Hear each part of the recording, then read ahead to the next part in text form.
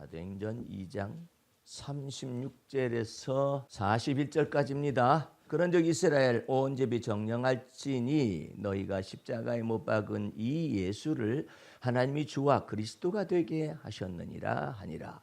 저희가 이 말을 듣고 마음에 찔려 베드로와 다른 사도들에게 물어 가로되 형제들아 우리가 어찌할꼬 하거늘 베드로가 가로되 너희가 회개하여 각각 예수 그리스도의 이름으로 세례를 받고 죄 사함을 얻으라.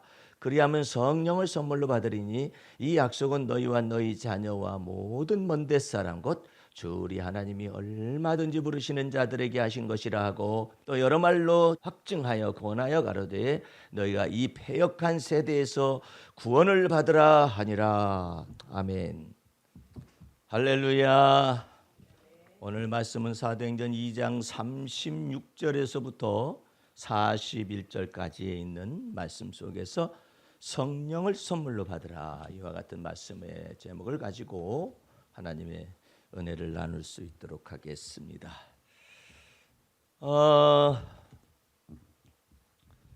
베드로가 지금 계속해서 이처럼 주님이 입을 열어서 성령이 말하게 하심을 따라서 메시지를 전달을 하고 있죠. 이것을 보고 무엇이라고 표현하느냐 하면은 천국 열쇠라고 표현을 하는 거죠.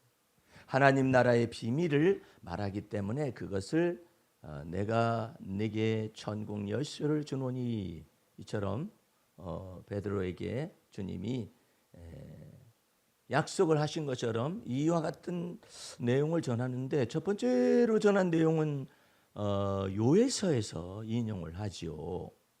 그 요엘서가 여러분들은 어디가 붙었는지도 잘 모를 수도 있는데 그 소선지서 분량이 그렇게 많지 않거든요. 근데 거기에서 이 말세 때를 위하여서 예수님이 오시고 성령의 강림이 나타날 것을 예언한 그 규절이 숨어 있는데 그 규절을 딱 뽑아 가지고 전달을 하는데, 그것은 뭐냐면 하나님의 아주 깊은 마음이에요.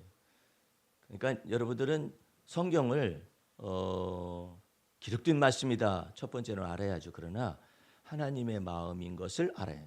하나님의 마음이라는 건 뭐냐면 바로 그거다. 여기에 생명의 길이 열린다. 너희는 나를 누구로 하느냐? 예수님이 물었을 때 저는 그리스도시요 살아계신 하나님의 아들이십니다. 그것을 어떻게 하나님의 마음에 합하고 하나님의 마음의 전부인 것을 어떻게 요약해서 말할 수가 있죠? 베드로가 불황무식한데 인간의 이성과 인간의 이 리즌이라고 말하는 이성과 인간의 지혜로서는 하나님의 아들 예수 그리스도에 대한 것을 하나님의 마음에 정확하게, 내가 바로 내 하나밖에 없는 아들 예수 그리스도를 이렇게 보냈는데 너희는 과연 하나님의 아들 예수 나사렛 예수에 관해서 뭐라고 말하느냐? 그 하나님의 마음의 정확한 표적, 정확한 중심을 어떻게 인간이 알 수가 있겠느냐 말이에요. 그런데 베드로가, 시몬 베드로가 하나님의 성령의 감동과 하나님 아버지의 계시를 쫓아서 주는 그리스도이시며 나사렛 예수라고 사람들이 그러는데, 요셉의 아들이라고도 하고 마리아의 아들이라고도 그랬는데 주는 그리스도시며 살아계신 하나님의 아들이십니다. 이것이 하나님의 마음에 정확하고 무한 것을 이 지금 계시를 받아가지고 지금 말을 하고 있는 것이거든요. 성령께서는 그러한 일을 여러분 안에 오셔서 여러분 안에서 뭘 증가하시냐면, 그리스도 예수 안에서 우리에게 주신 하나님의 은혜는 무엇이냐, 그리스도 예수 안에 있는 하나님이 우리를 자유케 하는 진리는 무엇이냐, 그걸 가르치기 위해서 오신 분이 바로 진리의 성령님이시다. 그러므로 여러분들은 이와 같은 말씀 속에서 시몬 베드로 속에서 요엘서를 인용을 하더니 이제는 이 요엘서 속에서 하나님의 성령이 이 모든 육체에게 부어지고 남종과 여종에게까지 부어진다라는 이 내용을 선포하고 난 다음에 이제는 유대인 너네들 들어라 이거예요.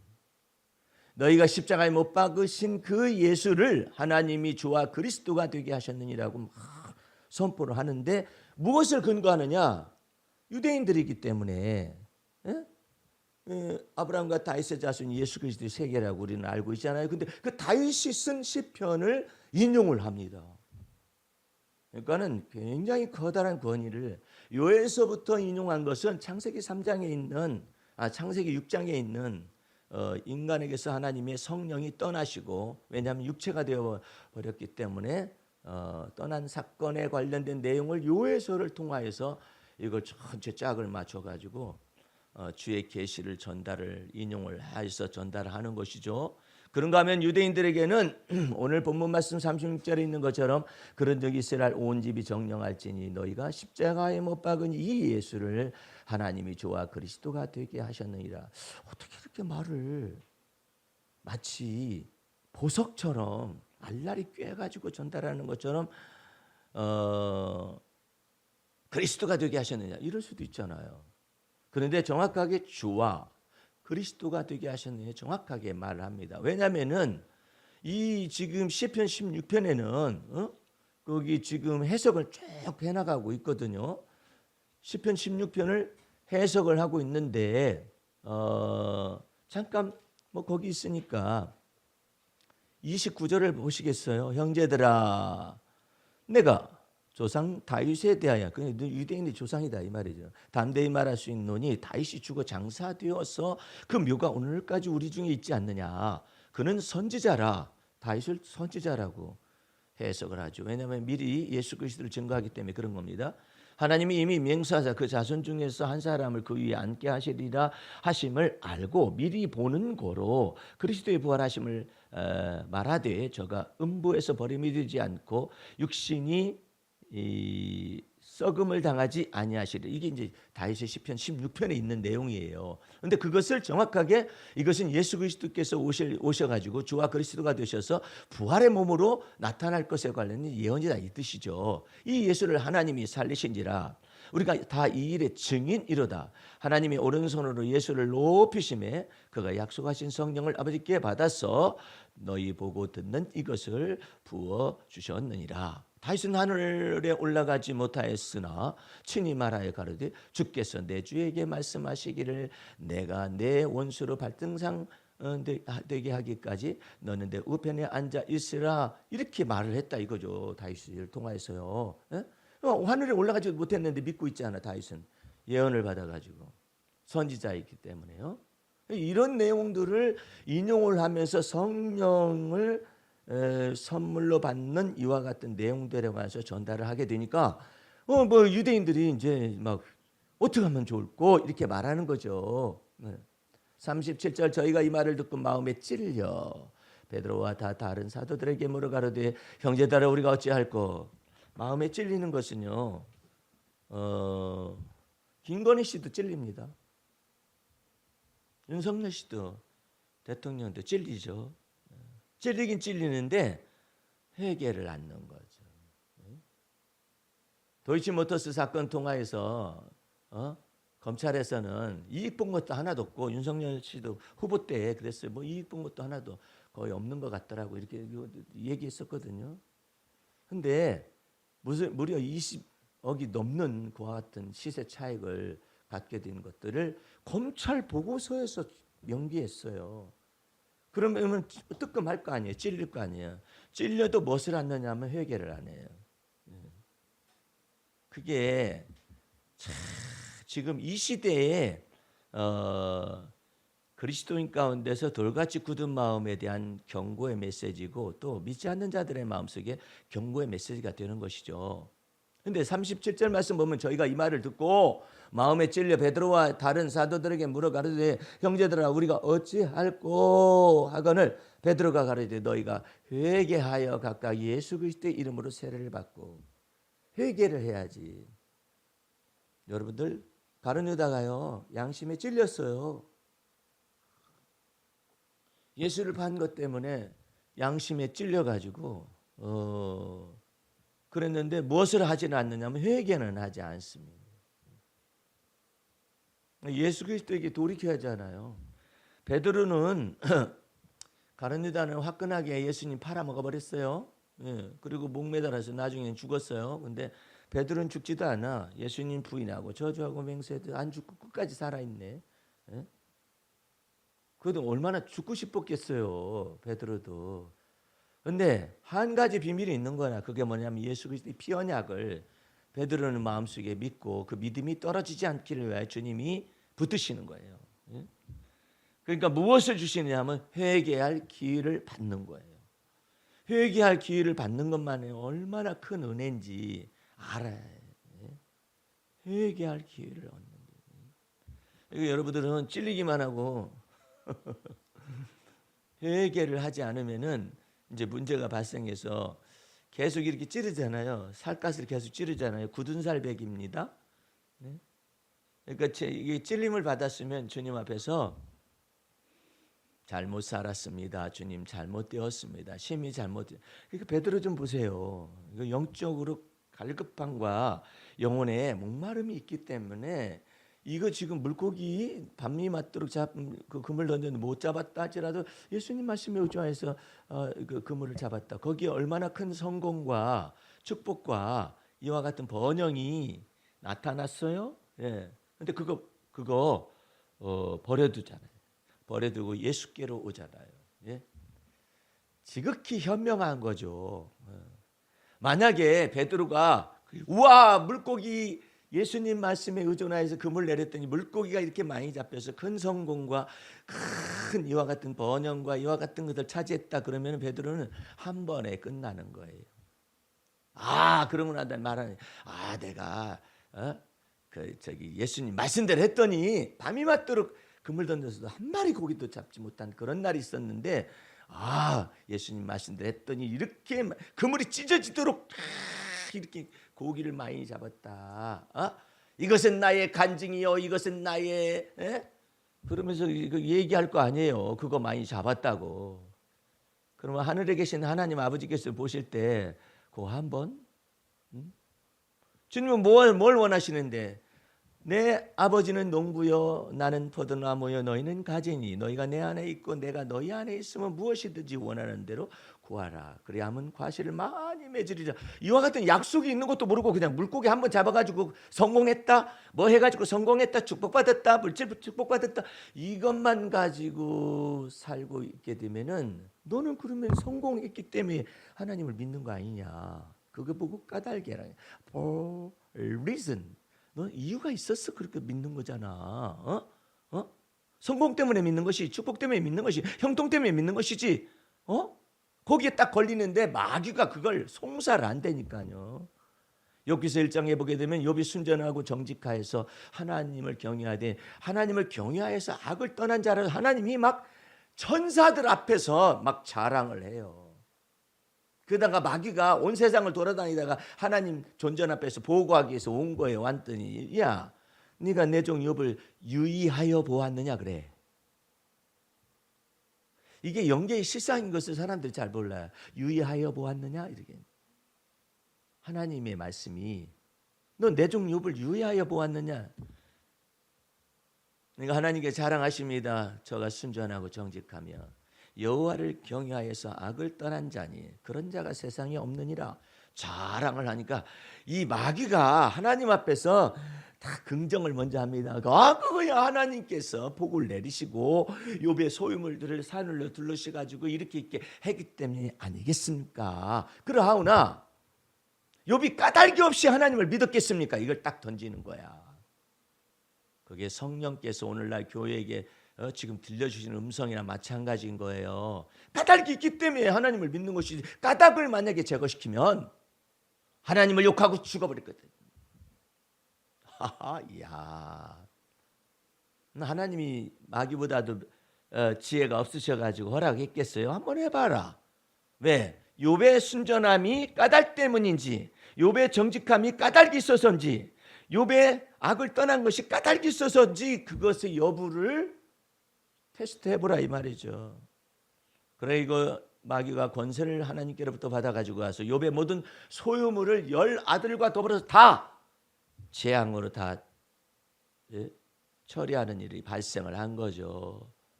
그러니까 욥이 그의 믿음이 까닭이 있어서 하나님을 믿은 것이 아님을 증거합니다.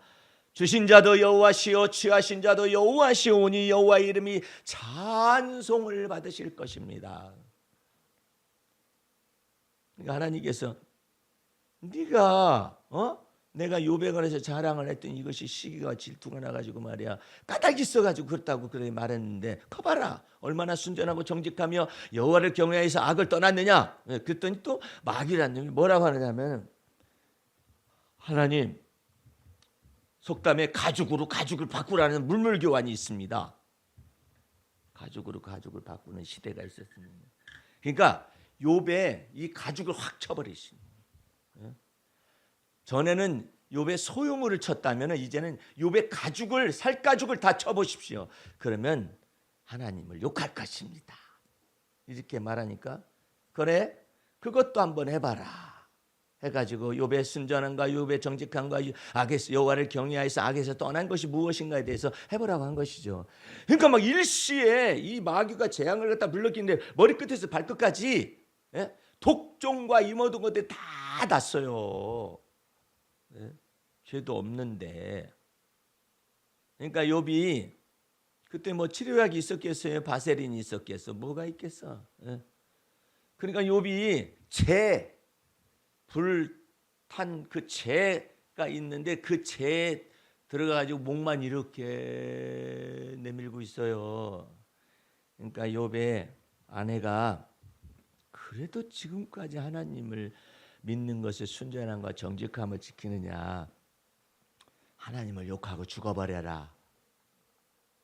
그러니까 욥이 놀라운 말을 합니다. 그대의 말은 어리석은 여자 중에 하나의 말과 같도다. 말이 굉장히 디테일하고 굉장히 아주 그냥 고급집니다. 당신은 어리석은 여자요 라고 말하지 않고 어리석은 여자들이 하는 말 가운데 하나이다. 당신 말은. 야, 엄청난 말을 해요.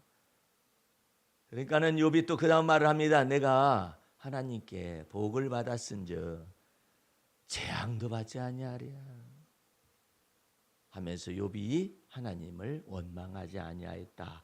그것이 욥기서 1장에 나와 있는 거예요. 오늘 여러분들은 주 안에서 이와 같은 하나님이 테스트를 해요. 이게 까닭 때문에 예수를 믿는지 아니면은 까닭이 없어도 주님을 믿는지 이런 여부를 테스트를 하거든요. 그때 여러분들은 예수를 믿는 믿음 안에서 믿음의 주요 온전케 하시는 예수 바라보면서 통과하시기 바랍니다. 그래서 하나님께서 여러분에게 답답함을 허락할 때가 종종 있어요.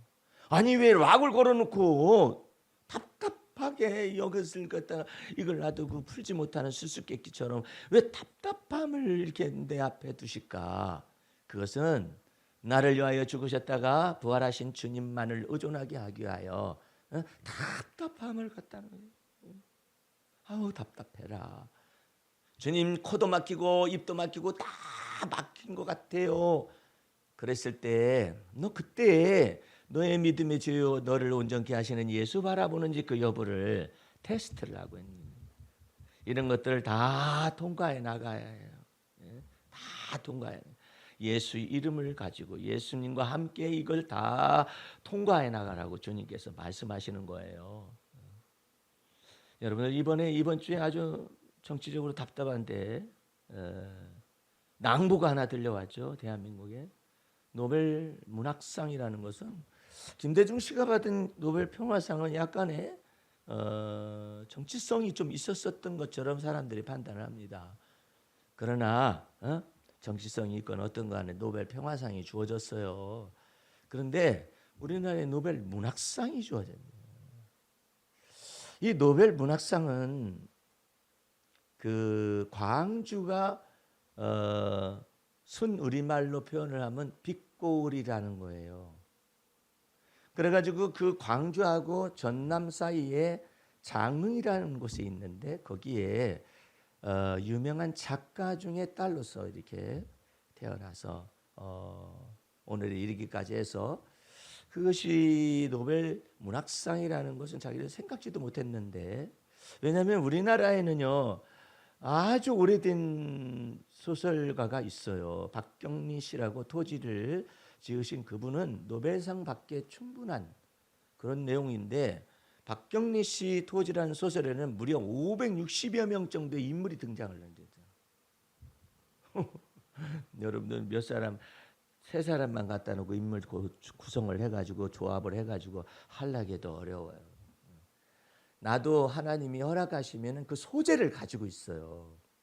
대하 소설의 소재를 가지고 있어요. 그래서 캐릭터를 나름대로 이렇게 하고 있어요. 그렇게 하고 있는데, 와, 이거 뭐지, 사람을 500 몇 명이나 해가지고 대하 소설을 갖다가, 박경리 씨 토지는 어떤 번역이 잘만 됐으면 전 세계적인 것이죠. 그와 같은 시대를 담아가지고 메시지를 전달하는데, 어느 분이 나한테 물어왔어요. 목사님, 그 한강이라는 여자에 대해서 얘기해달래. 그래서 왜 그걸 나보고 얘기해달라고 그래? 노벨상에서 말했으면 됐지. 그렇잖아요. 그래서 내가 그렇게 생각은 안 해봤기 때문에 기도를 했어요. 기도를 했더니 영의 아름다움이 있는, 영의 아름다움이 있는데, 이 사람은 무엇을 주제로 쓰느냐면은 피 압박받는 모든 피조물들에 대하여서 그 글들을 쓰고 싶어 하는 거예요. 그러니까 폭력에 희생당하는 인간의 마음들, 이런 것들을, 그럼 어디서부터 그것이 비롯됐느냐? 빨치산의 역사 속에서부터 이것이 아버지의 영향을 받아가지고 시작이 돼가지고 모든 피압박을 받고 있는 사람들에까지 있는데, 그 사람이 내 설교를 들으리는 만무하지만 내가 소스를 준다면은 도대체가 그와 같은 내용이 폭력에 희생되고 있는 이 내용을 뭐 전두환 시대 때는 이미 글들이 나와 있어요. 그러니까 이 검찰의 폭력성에 관련된 내용들을, 그 잔인성과 그 검찰들의 이와 같은 이 위법성과 그다음에 또 의식과 이와 같은 세계에 관련된 내용을 이 사람의 안목을 가지고 쓰기 시작하면 또다시 상을 받는 일들이 나타나지 않을까, 아마 생각을 하고들 있을 거예요. 아마 이 정권이 끝나게 되면은 그 정권이 끝날 때를 기준으로 하여서 소설이 나올 수 있도록 누군가가 지금 이와 같은 묘한 것인데, 더군다나 소재가 얼마나 좋아요. 검찰공화국에다가 무속공화국이라는 것이, 이게 영적인 것과 이것이 딱 엮여 있어요. 이 법리적인 것은 이 실생활 속에 있는 내용이잖아요. 그런데 거기에다가 영적인, 이건 무속의 세계는 이게 도대체가 이게 우리 기독교 입장에서 보는 무속의 세계 속에 있는 것이 폭력이거든요. 언어 폭력에다가 또 유사성과 다 따라서 해요. 우리를 다 따라서 해. 무속 세계 속에서도, 은사 속에서도 방언이 있습니다. 예언이 있어요. 그 다음에 신탁도 있고, 그 다음에 또 여러 가지 것이 다 비슷한 어둠의 세계 속에 있는 그런 것들이 다 있거든요. 그러니까 이 어둠의 세상 주관자들과 세상의 주관자들을 대항하여서 그 세력을 갖다가, 이게 흑암의 세력이라고 말을 하고 있거든요. 그러니까 여러분들과 내 속에서 이 한강이라는 그 사람의 영이 아름답더라. 아름다운데 무엇을 하느냐면은 시대를 읽을 줄 아는 거예요. 시대만 읽는 것이 아니라 시대를 소화해내고 시대 속에서 말하고자 원하는 피압박받고 있는, 폭력에 희생당하고 있는 인간의 군상들의 모습을 이와 같이 이야기를 하고 있는 것이죠. 그러니까 이 사람은 그와 같은 것들, 시대를, 울부짖음을 담아내서 표현할 줄 아는 능력이 있는데, 그것을 보고 경우에 합당한 말이라 하는 것이고 때에 맞는 말이라 하는 것을 전부 다 글로 써서 이렇게 옮긴 케이스죠. 그러나 아무리 그래도 여기 지금 이 가사를 작사를 한 우리 드보라 지사님은 주님의 마음 만져라, 이게 어디서 나올 말이야? 주님의 마음도 어려워요. 만지는 건 더 어려워. 이런 가사가 나오느냐 말이야. 그게 잘 안 되죠. 여러분 속에서 하나님이 경우에 합당한 말을 성령으로 말미암아 말하게 하시거나, 때에 맞는 말을 성령으로 말미암아 말하는 거예요. 툭 나오는 거야. 갑자기 이건 내 죄가 아닌데 알기는 알아야지. 주제 파악은 정확하게 해야 하는데 주님께서 성령이 내 안에 거하시고 말을 탁 내뱉는 거예요. 이게 탁 말하게 하시는 거예요. 그러면 갑자기 나귀의 입을 열어가지고 하나님이 말씀하시듯이 이렇게 얘기하는 거예요. 나귀는 짐승의 마음과 생각을 가지고 있잖아요. 근데 어떻게 지가 말을 해? 인간의 언어를 말할 수가 없다고. 이게 주파수가 다르고 안 돼요. 근데 갑자기 하나님께서 여시면은 나귀라도 막 말을 하지요. 발람 선지자가 뇌물 먹고서 선지자 노릇하고 이스라엘 백성들을 저주하러 가려고 막 그러니까는 막 못 가게 이렇게 막죠. 그러니까 이 나귀 새끼야, 너 맞아볼래? 너 죽을래? 그랬더니 나귀가 갑자기 입이 열렸어요. 나는 너의 평생에 타는 나귀가 아니더냐. 말을 잘한다. 내가 언제 네 말을 거역하더냐. 그 말은 이 말이 말이 아니라 나귀가 하는 말. 내가 네 말을 언제 내가 거역하더냐. 그럼 이 새끼야 왜 말을 안 들어? 그 말을 나귀가 말한다고 해서 미친 발람 선지자가 또 말을 나귀하고 말하는 것도 참 신기하잖아요, 그죠? 이것이 나귀인데 왜 말을 할까? 내가 듣는 말을 할까? 나 나귀인데 이 녀석이 왜 아람어를 하고 앉아 있는 거야? 뭐야? 그럴 거 아니에요. 근데 막 얘기가 되는 거야. 그들끼리 얘기 좀 해보라고 하나님께서. 그렇다고 해가지고 이렇게 말을 안 듣냐 그랬더니 저기 앞에 보면 그 골목 앞에 하나님의 천사가 칼을 들고 서 있는 천사인데 저기 죽여버리겠다고 저기서 서 있는데 불순종하는 너를 위하여서 내가 어찌 가겠느냐. 그러니까 그제서야 하나님께서 발람 선지자의 눈을 열어줬어요. 열어주니까 진짜 큰 천사가 큰 칼을 들고 막 죽이겠다 이렇게 서 있는 것이죠. 하나님께서 그와 같은 것 속에 내가 네 입에 주는 말만 해라. 네 의견을 섞지 말아라. 네 생각을 섞지 말아라. 이스라엘 백성들은 축복을 받은 자니라. 축복을 받은 자니까 저주할 수가 없다.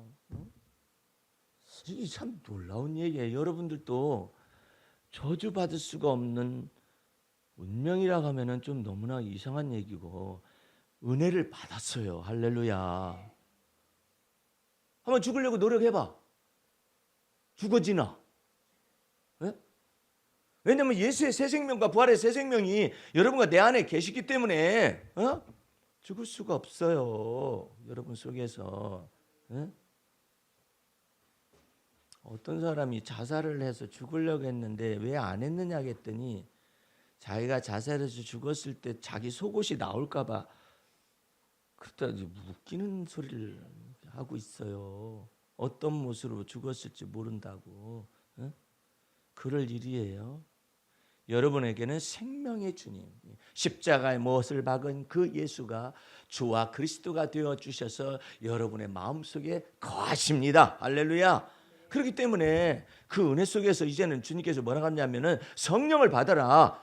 38절 말씀 베드로가 가로되 너희가 회개하여 각각 예수 그리스도의 이름으로 세례를 받고 죄사함을 얻으라. 그리하면 성령을 선물로 받으리라. 그런데 이 약속은 너희와 너희 자녀와 모든 먼데 사람 곧 주 우리 하나님이 얼마든지 부르시는 자들에게 하신 것이라. 나는 이 약속이 주어졌기 때문에 여러분들은 성령 충만함을 부어달라고, 성령 충만함을 달라고 매일 기도하는 것이 좋습니다. 그 기도 안 해도 주시는 케이스가 있지 않습니까? 있어요. 있는데 이 약속을 지켜달라고 말을 해야 해요. 성령 충만함을 주시옵소서. 그러면 성령이 여러분의 두뇌로부터 부어지기 시작을 하는데 여러분의 두뇌가 놀라운 이 주님께서 여러분에게 달란트대로 맡긴 대로 이 전두엽과 두정엽과 후두엽과 측두엽 이 자체를 이렇게 열립니다. 그러면은 보는 눈이 열려지고 듣는 귀가 열려지고 심령의 깨달음에 이것이 열려지기 시작을 하는데 이것이 확 부어졌을 때 여러분의 두뇌를 주님께서 쭉 충분히 사용할 수가 있어요. 그것이 이게 딱 들어옵니다.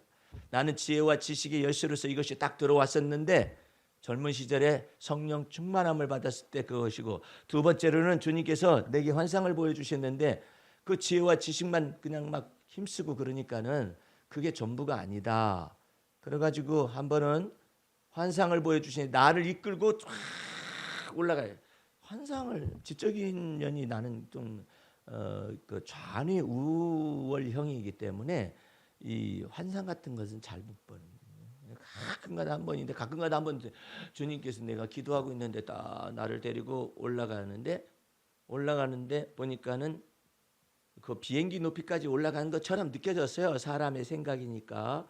그럼 올라갔는데 이게 속도가 안 나. 올라가는 것이 뭐 때문에 속도가 안 납니까? 그랬더니 밑을 쳐다보라. 그래가지고 밑을 쳐다보니까는 저 땅 끝에서부터 공중 높은 데 이르기까지 꼬리연처럼 쫙 이렇게 있어요. 그래서 이게 뭡니까? 그랬더니 네 속에 옛사람의 혼과 자아를 철회해야 할 목록들이다. 뭐가 이렇게 많습니까? 그랬더니 하나만이라도 보여주세요. 그러니까는 그 말이 주님께서 보아라. 그러면 딱 떨어져. 즉각적으로 나타나요. 폐가 다 이게 숨겨져 있어요. 그래서 그걸 갖다가 성경에 다윗도 그걸 봤어요. 그게 뭐냐면 숨은 허물이다. 시크릿 폴트가 이게 숨겨져 있어요. 숨겨져 있다가 하나씩 이제 공개가 되는 거예요. 오픈이 되는 거예요. 근데 일단은 네가 가장 필요한 것이 무엇인가를 가르쳐 주겠다 하니까 첫 번째 폐가 쫙 열렸어. 첫 번째 폐가 딱 열렸는데 거기에 지식 욕심이다. 지식욕, 욕심이 내가 너무나 비대하다는 거. 왜냐하면 내가 자뇌가 우월한 그런 편이기 때문에 자뇌에다가 채우는 모든 지식을 갖다가 탐구하는 것인데 그게 탐욕으로 자리 잡을 정도로 그렇다 이거죠. 그것이 지금 내 책에 있는 것인데, 책장에 있는 것인데, 이 수십 권에서 100권에 이르기까지 책들이 있을 텐데 거기에 손때가 묻지 아니하는 책이 있는 건 나라에 대한 모욕이었어요. 전부 손때가 있는 거예요. 어떤 목사님은 주석을 이렇게 딱 사놨는데 주석을 왜 그 저기 당회장실에다가 딱 사서 쫙 진열을 해놨는데 이제 친구 사이니까 아니 뭔 주석을 갖다 여기다 이렇게 갖다 그거 자주 봐? 그랬더니 자주 보긴 저 언제 다 봐? 그럼 뭔데? 장로 진압용, 안수집사 진압용, 평신도들 진압용으로 쫙 그런다 이거죠. 근데 나는 동서양으로 비롯해 가지고 어려운 것들을 다 그 책을 손때를 묻히지 않으면 그 세월을 지금 살으라 못할 것 같아요. 근데 성령을 부어 가지고 이상스럽게 그 지혜와 지식이 많아 가지고 종교 그 저기 내가 박사학위 논문이 한국 교회 자체에 없는, 제목이 없는 논문이에요. 종교적 율법주의가 한국 교회에 미친 영향이라는 것인데, 한국 교회에 미친 영향은 그 저기 알 수 있죠. 근데 종교적 율법주의라는 것은 너무 어려운 거야. 문화적 율법주의라는 말은 있습니다. 그냥 율법주의라는 말도 있습니다. 그런데 이것은 종교적 율법주의라는 거. 그러니까 종교적이라는 것은 무슨 말이냐면은 유대교를 비롯해 가지고 그다음에 무속, 그다음에 불교, 그다음에 유교에 이르기까지 이것을 다룬 논문인데 심사를 해야 할 게 아니에요. 그러니까 이 교수님들이 심사를 못하는 거야. 이런 것이 없으니까. 종교적 율법주의라는 말 자체가 뭐라. 그래가지고 교수님들이 결정을 내렸어요. 우리가 심사할 대상이 아니다 이건. 그래가지고 통과를 했어요. 네. 통과를 해가지고 미국에 제출을 됐어요. 미국에 제출이 됐는데 미국에서도 문화적 율법주의라든 이런 것들은 알겠는데 종교적 율법주의라는 건 처음이다. 그래가지고 거기서도 통과가 됐어요. 그래 무려 몇 장을 썼느냐? 무려 360여 페이지를 쓴 거예요. 논문을. 내가 노벨상을 받으면 그것도 편찬이 될 텐데, 인쇄가 되고 출판이 될 텐데, 노벨상보다 더 큰 상급을 주시면은 그런 것들도 내놓을 수도 있겠죠. 그런데 그게 굉장히 이게 딱딱한 언어를 갖다 쫙 예를 들어서 편지 쓰는 것처럼 그렇게 쓰는 게 아니에요. 논문은 그렇게 쓰면 안 돼요. 어떤 사람 논문을 숙명여대에다가 그렇게 써가지고 그냥 이거 여기도 짧게 하고 저기도 짧게 하고, 근데 뭐 그거 풋노트를 달아야 하잖아요. 어디서 인용했다 이래야 하잖아요. 근데 그런 것들 좀 풋노트를 하긴 하지만은 내가 쓰고자 원하는 그런 내용, 방대한 지식의 내용들을 하기 위해서. 그런데 여러분들이 모세의 영성을 이렇게 받아보면은 이건 밑도 끝도 없이 글이 막 나오는 거예요. 어디서부터 출발했는지도 몰라요. 그건 나도 몰라요. 이번 금요일 날 내가 바쁜 중에서도 글을 쓰려고 다 건이 이제 이번 금요일까 전달할 것을 쓸 것이 아무것도 없는데 여기서 매듭을 짓고 모세 영성 끝내면 좋겠거니 그랬는데 앉아 있었더니 글이 쫙 나오는데 생각지도 못하는 순열과 조합처럼 이 진리의 말씀이 이게 조합이 되고 이렇게 돼가지고 쫙 나오네. 내가 놀랐어요. 그래서 나도 그것을 읽고 막 은혜를 받아. 나도 내 설교를, 지난주 설교를 지금 몇 번을 들었어요. 모세의 영성도 몇 번을 읽어요. 배우니라고. 그러니까 성령께서 인재하셔가지고 여러분에게 지식의 열쇠를 주되 천국 열쇠를 주는데, 여러분들에게 뭘 주시기를 원하냐면은 보는 눈을 주시기를 원하고, 할렐루야, 듣는 귀를 열어주시기를 원하고, 심령에 깨닫는 심령을 주시기를 원해요. 하나님의 성령은 여러분 속에서 깨닫는 심령으로 이것을 말씀을 하셔요. 보는 눈을 열어서 말씀하셔요. 듣는 귀를 열어서 말씀하셔요.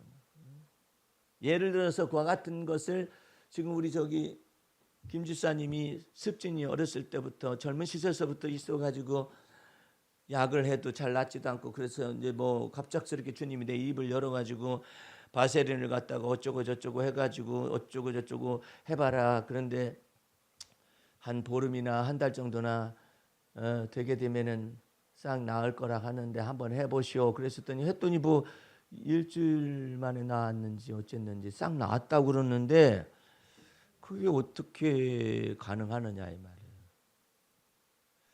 말이에요.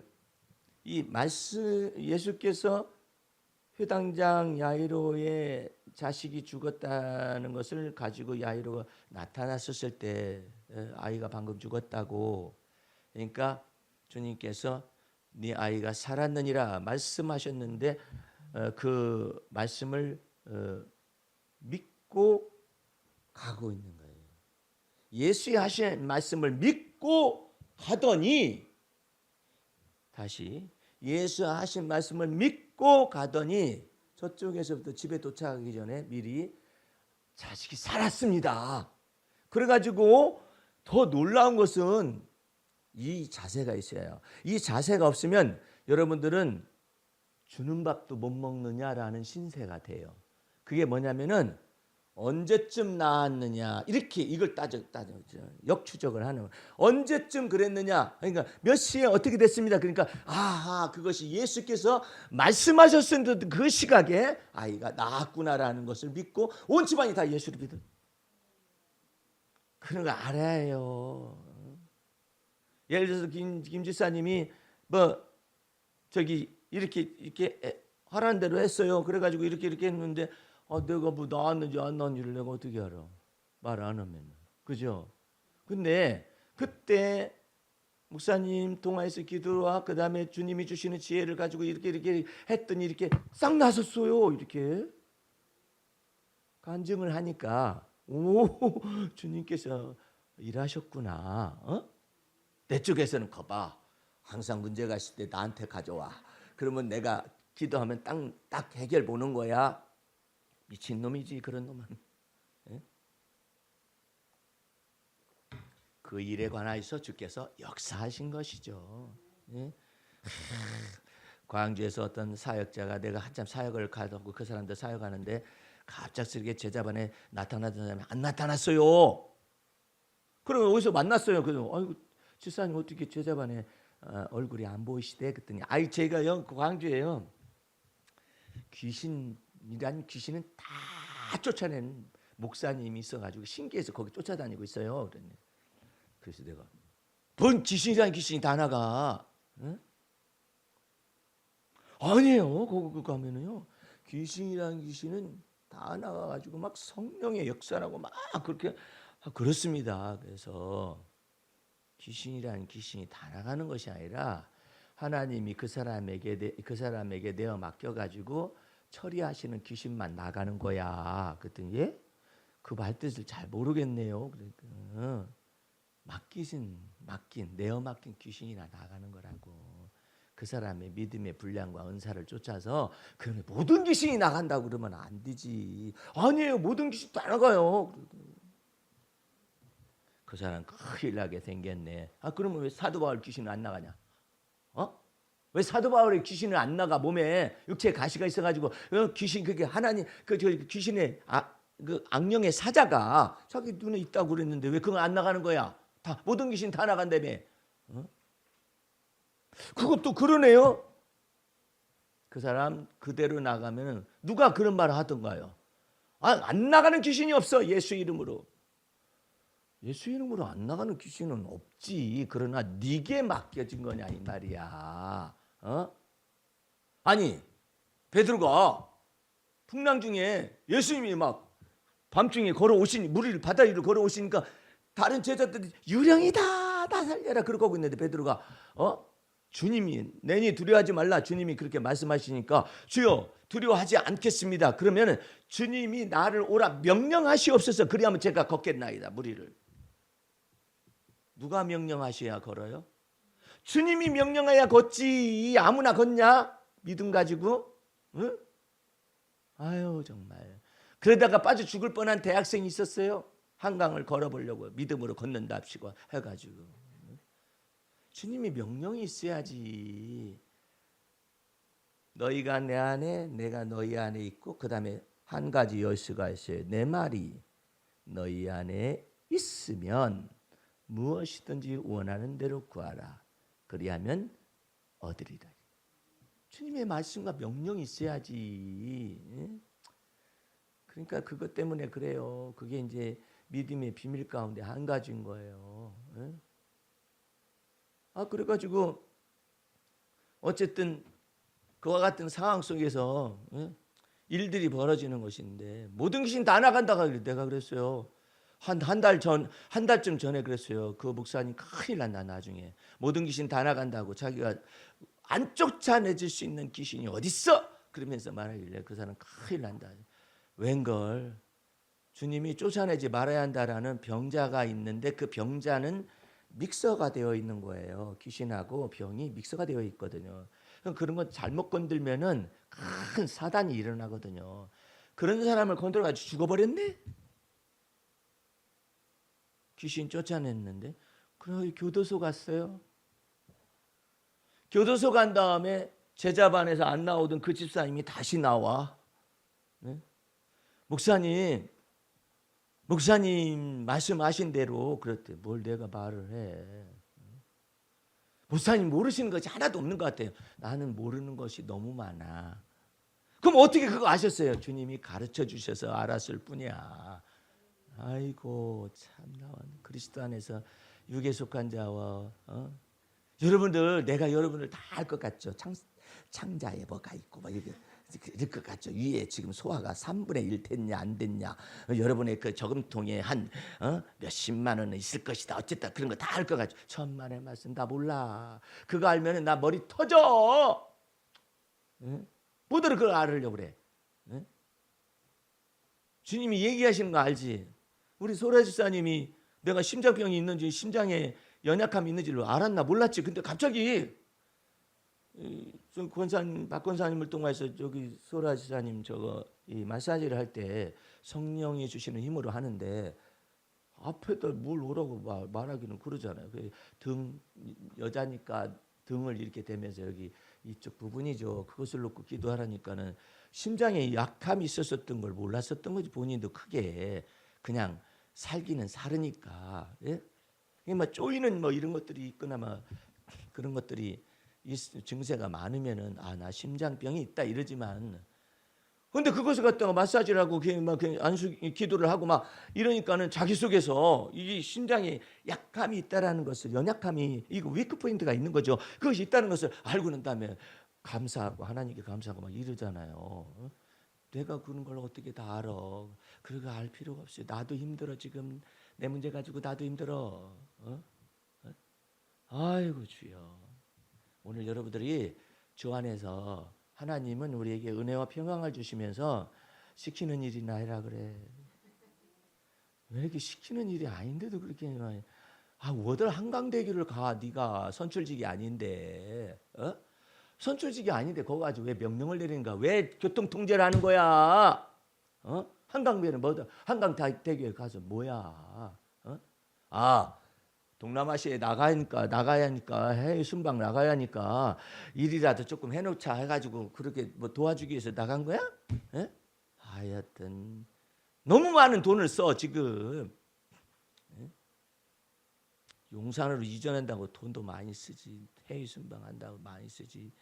뭐 한다고 체코 원전 한다고 나가가지고 막 쓰지. 그 다음에 부산 박람인지 뭔지 그거 한다 해가지고 엄청나게 돈을 쓰고 말이야. 밑에 간신배들이 이번에 반드시 됩니다.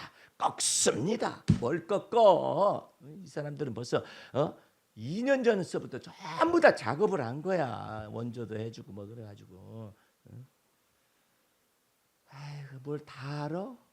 천공인지 천궁인지 때문에 다 알아? 몰라. 까불고들 있어요. 하나님 모실 때 까부는 거야. 김일성이가 갑자기 죽을지 누가 알았어? 예? 김정일이가 갑자기 죽을지 누가 알았어? 하나님이 뜻하신 대로 모든 것이 이루어집니다. 할렐루야. 사람이 많은 계획을 할지라도 오직 모든 일의 작정은 여호와 하나님께로부터 말미암느니라. 할렐루야.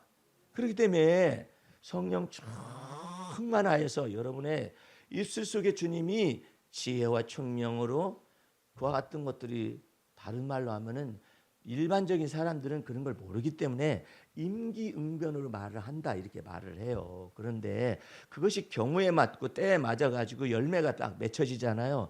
그럼 그거 하나님의 지혜인 거야. 하나님의 지혜가 내 속에서 이렇게 임기응변처럼 이렇게 나오고 있구나. 그런 것들을 알아야 한단 말이에요. 그냥 하나님을 알아가는 지식에서 자라가야 해요. 주님이 이렇게 하시는구나.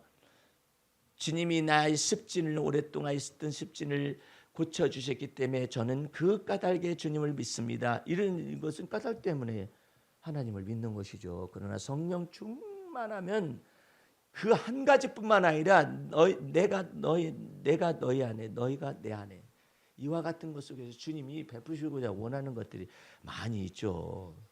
먼저 많이 있는데 왜 저한테는 안 됩니까? 때가 있는 거예요. 훈련을 받고 지각에 연단을 받아서 하나님과 마음을 맞추는 연습을 해야 해요.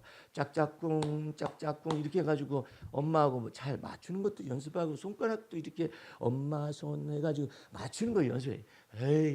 에이 이렇게 하면서 왜 나한테는 어쩌고 저쩌고 그래? 네가 믿음을 가지고 하나님을 기쁘시게 해드리느냐, 그런 여부를 보는 것이죠.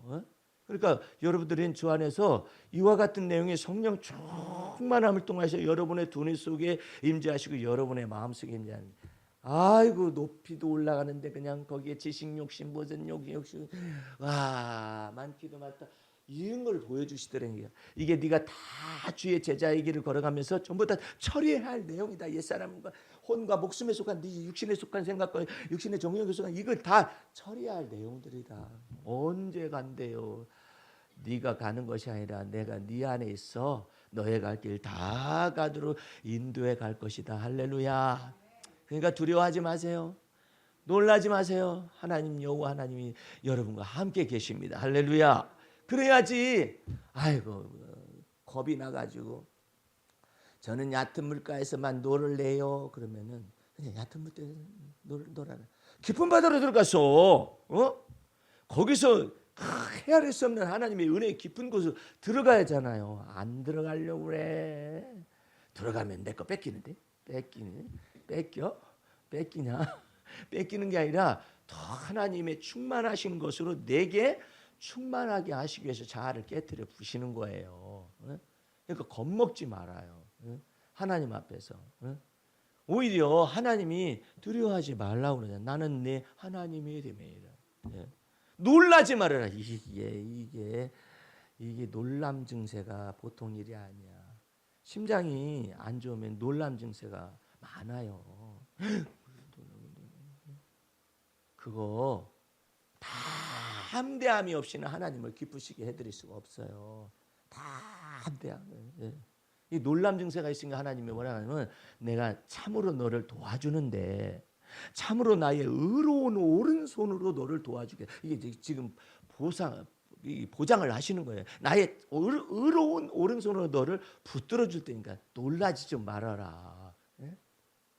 여러분들이 하나님의 성령을 선물로 받되 충만함을 그래서 여러분들이 구하셔야만 합니다. 안 구하면은 그냥 머물러 있어요. 약속했지 않습니까? 이렇게 당당해야 되니까. 예수 그리스도의 피언 약속에서 약속하셔서 그것을 마음에 믿음으로 속죄함과 의롭다함과 구원과 영원한 생명을 받았잖아요. 이미 받았잖아요. 이제 십자가의 도 가운데서 주님이 성령을 약속한다니까. 충만을 약속한다니까. 성령 충만함을 달라고 그 옛날 부흥 강사들은 성령 충만함을 그런 걸 잘 몰라가지고 이게 성령의 불을 받아라 이랬다고. 불을 받아라. 그게 막 뜨거. 소라도 저기 불 받아가지고 그런 거잖아요. 어떻게 지금 우리는 지금 온팔을 입고 왔는데 반팔 입고 전화할 일을 쳐. 평생 소원이 아이스 커피를 마시는 것인데 아이스 커피를 왜 여름에도 못 마시며 여름에도 내복을 입고 다녀야 하면 몸이 차가우니까. 그런데 기도를 주님께서 하게 하시니까는 그냥 등에서부터 조그만한 불이 작은 불길 하나가 온 세상을 하듯이 그냥 등 뒤에 불이 머물러 있는데 따뜻한 것이 머물러 있는 점차 확산해 가지고 이제는 반팔로 지금 몇 월 달인데 10월 중순인데 저렇게 하고 있어. 그리고 아이스 커피를 당당하게 들고 다니게. 그것을 보고 뭐라고 하냐면 여호와 하나님께서 나의 부끄러움을 씻어 주셨나이다. 할렐루야. 있어야 해.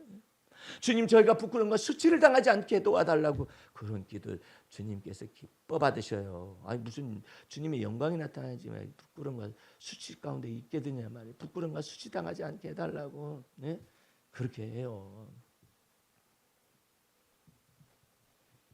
내가 그 얘기했어요. 성령으로 말미암아 자기의 연약함이 있는 것도 성령께서는 그걸 사용하시는데 그 말도도 많은 집사님이 전도 왕이에요. 그 교회에. 근데 왜 말더듬이가 왜 전도 왕이냐면은 그러면 그 사람이 있다가 예수 바바바바바바바 그리스도 다 알고는 있어. 근데 안 믿어서 그렇지. 예수 믿으라는 얘기야. 맞아 마마마마마마. 아유 예수 전환이라고 얼마나 힘들어. 말하기도 힘든데 내가 믿어주지 해가지고 믿어가지고 전도해.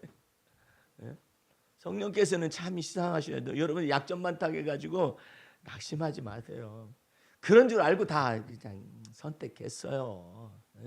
그런 줄 알아. 주님께서 약점이 많은 거예요.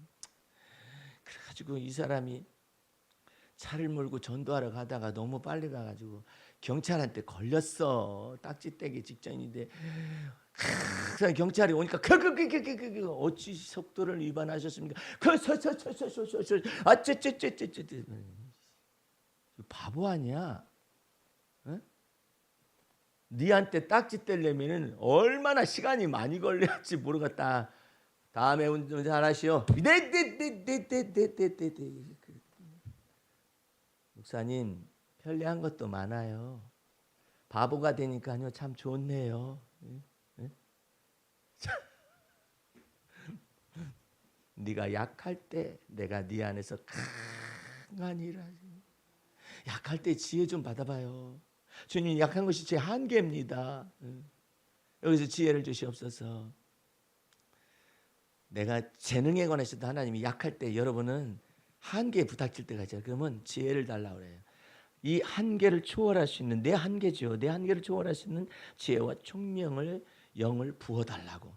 하나님의 성령은 지혜와 총명의 신이에요. 예? 명철과 하나님을 경외하게 하는 신이에요. 예. 그러니까 여러분들은 예? 하나님 앞에 이게 부어달라 그래. 너희가 지혜가 부족하거든. 응? 꾸짖지도 아니하시고 넘치게 주시는 하나님께 구하거라. 그래야만 받으리라 그랬어요. 근데 지혜가 부족해도 지혜가 부족하면 그냥 이대로 살아 하는 사람도 있고 그냥 막 분통도 안 터져. 나 하나님의 사람인데 주여, 주님께서 지혜와 총명의 성령님이신데 왜 저는 지혜가 이렇게 부족한지 모르겠어요 해가지고 막 분통이 터져가지고 하나님 앞에서 막 기도를 하고 그렇게 해야 하잖아. 그래 안 그래? 뭐들 그 말을 듣고 다니는데 하나님 제가 이렇게 수치와 부끄러움 속에서 이게 나의 상관한테 말을 듣고 가지고 이게 울고 다닌다.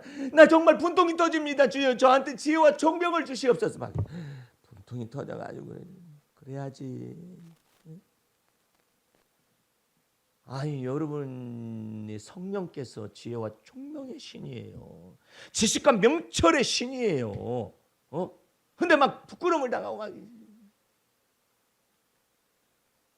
우리요, 제가 어렸을 때 폐가 아팠어요. 한쪽 폐가 이렇게 아파가지고 내가 방학 때 내려가면 우리 어머님이 아유 또 한약 지으러 가야겠다 해가지고 내가 전도사인데 누구한테 갔느냐면은 그 마을에 한의원이 진짜 잘 보는 한의원이 있는데 가톨릭 신자예요.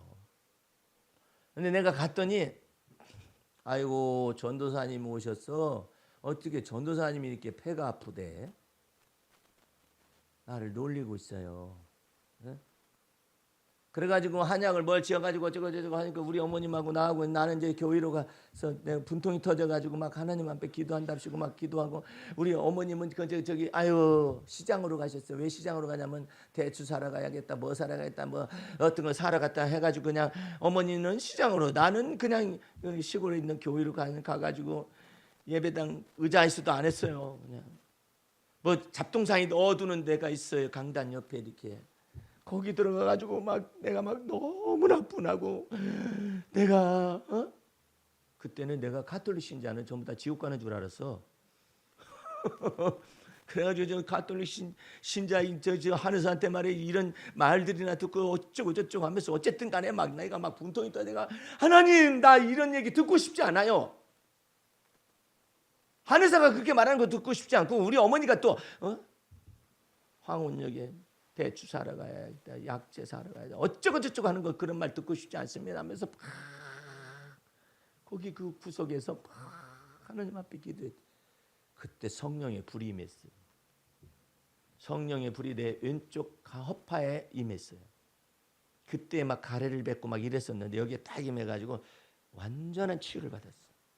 그래가지고 이 완전한 치유를 받았는데 엑스레이를 딱 찍잖아요. 그러면 여기 딱 나은 흔적이 하얗게 드러나 있어요. 그래가지고 주님 앞에서 분통이 터져야 해. 주님 저 이렇게 살고 싶지 않습니다. 주님이 주시는 적합하고 이런 삶은 어디 있습니까? 약속했지 않습니까? 그러면 주님이 그래요. 구하해. 찾아. 두들겨. 아니 그냥 감나무에서 있으면 떨어지는 거 아닙니까? 그랬더니 땅을 정복하라. 땅에 충만하라. 땅에 있는 모든 걸 다스려라. 그 명령이 하나님의 영상 속에 주어졌는데 자꾸 구하고 다 저하고 그냥 두들겨봐야지. 아니 그냥 있으면 저절로 열리는 줄 알아요. 내가 주님 말씀하셨지 않습니까? 내가 내 앞에 열린 문을 두노라 그랬지 않습니까? 그렇지 않습니까? 그러면 저절로 돼야지. 열린 문 속으로 구하여 찾아 들어가 봐. 내가 너와 함께 있을 테니까. 적과 꿀이 흐른 가나안 땅에 저기가 여호수아와 갈렙이 들어갔잖아요. 들어갔는데 갈렙이 85세가 됐어. 그러니까 광야에서 지나온 지 40년이 지난 거예요. 내가 젊은 시절에 이래 약속을 받았는데 내가 지금 이렇게 하고 있다고. 그러니까 네가 개척해. 그래요? 그러면 내가 85세이지만 그때나 이때나 여호와 하나님께서 내게 힘을 주어서 내가 지금 힘이 부족함이 없으니까 저 산지를 내게 주시옵소서. 평지를 안 달라고 하고 산지를 달라고 해.